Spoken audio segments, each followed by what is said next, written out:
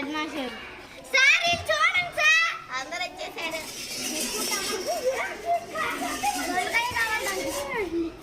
నువ్వైతే రావచ్చా ఎమ్మెల్యే తాగిద్ది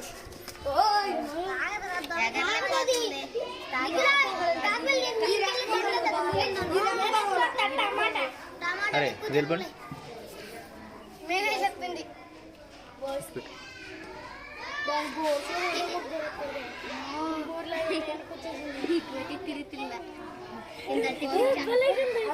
బాగానే ఉంది కానీ ఒక్క లెవెల్ వెనక్కి వెళ్ళిపోయిందిరా మీ తమ్ముడు ఏముందమ్మా